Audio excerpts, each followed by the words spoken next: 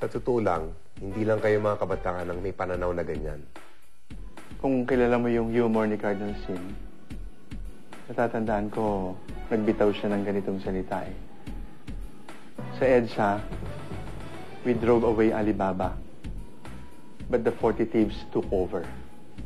Kasi sa EDSA, ipinakilala natin yung kapangyarihan ng tao. People power. Pero habang tumatagal at tumatagal ang panahon at nai-restore natin yung democratic processes, ang eleksyon, ang kongreso, ang judiciary, ay nagiging frustrating sapagkat yung lumang politiko, yung lumang politika ay nandoon na naman. Parang hindi na tayo natuto. Pumapasok ang tinatawag nating lechon manok phenomenon sa ating lipunan na pag meron tayong nagawa ng nakita nating successful, ulitin na lang natin, yun na lang ang sagot sa lahat. At doon pumapasok ang parang sinisismo natin eh. Ang ating cynicism, yung ating parang hopelessness na ang ganda nung EDSA at kinikwento sa atin ng mga mas matanda sa atin na yun lang ang paraan kung saan nagsama-sama ang mayaman, ang mahirap, ang burgis, ang mga komunista, ang hindi komunista. Ngunit bakit watak-watak pa rin tayo ngayon? So I say it was a miracle, but it lasted for a short time, and we were not brave enough and simple of heart enough and good of heart enough to continue it. So, Tito Jim, ano ba talaga ang naging kahulugan ng EDSA? Well, EDSA 86 will always mean many things to many people. Hindi talaga natin maipapako sa isang anyo o sa isang pag-iisip ang kahulugan ng EDSA. Katulad ng maraming mga pangyayari sa ating kasaysayan, nagbabago ang kahulugan nito sa paggalaw ng panahon. Yung people power, patuloy yan. Hindi lang gamitin kung patalisik ang mga ayaw nating mga pinuno, kung hindi sa araw-araw na pamamalakad ng gobyerno. The Holy Spirit of EDSA is good government. If we can only have good government, that is all there is to it.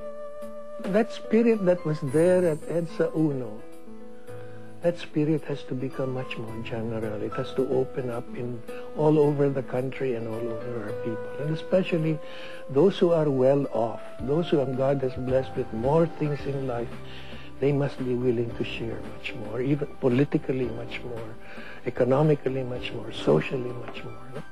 Tignan na lang natin yan, the last 20 years as a learning process na yung pala hindi pwedeng ganito, yung pala hindi pwedeng ganito, magkakamali ka rito.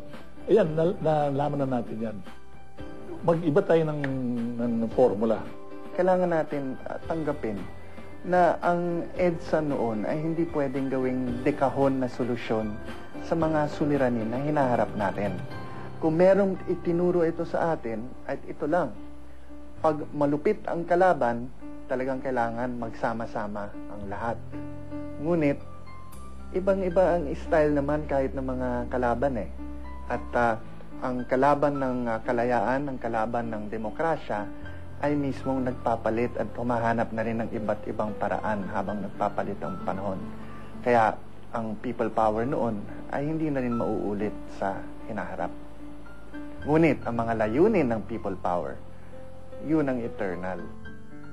Paano nga ba natin may papatupad ang mga tunay na mithi ng EDSA? Para kay Mrs. Eugenia Apostol, isang batikang periodista, ang kasagutan ay hindi na matatagpuan sa lansangan ng EDSA, kundi sa iba't ibang dako ng Pilipinas. The real goal of the People Power Revolution was not a mere change of regimes, but rather a genuine social transformation. To achieve this, we believe that we have to go to the communities directly and empower them through education. Agree na agree ako dyan, Tito.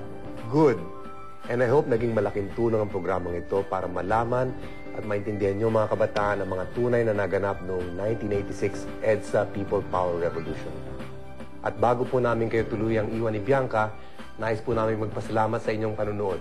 At muli po nating sariwain ang ilan sa mga makasaysayang pangyayari sa EDSA noong Pebrero 1986.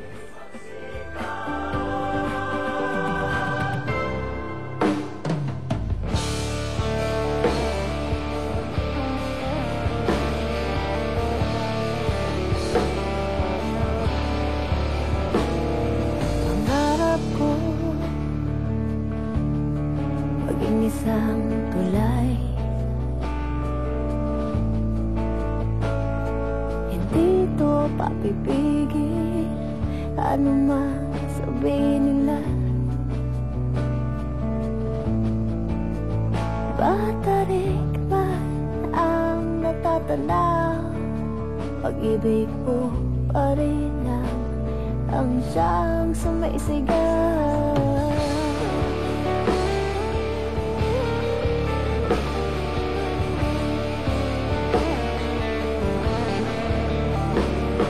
Pangarap ko maging isang tulay,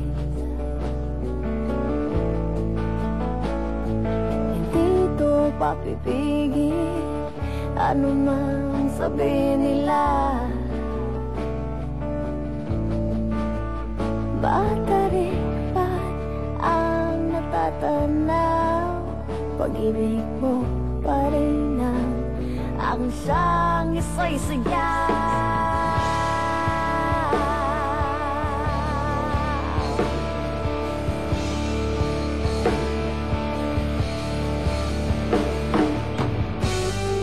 Kinakailangan ng tahanan, sapat na ba ang pag-ibig? Hindi ito ang oras, isipin ang sarili at sariling ambisyon. Bitaw na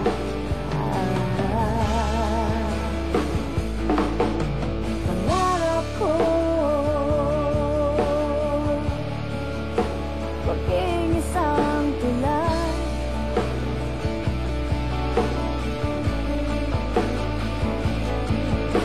hindi ito maipipilit mga taong nais na rin makatawid. Labis ko sa'yo lamang itatanaw, pag-ibig ko ito na siyang isa'y-sigaw.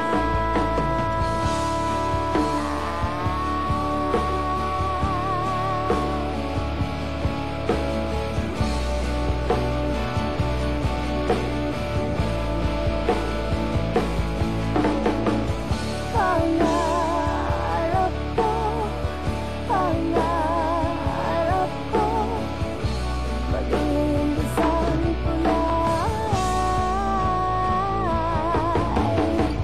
Pangarap ko, pangarap ko maging isang tulay. Pangarap ko, pangarap ko maging isang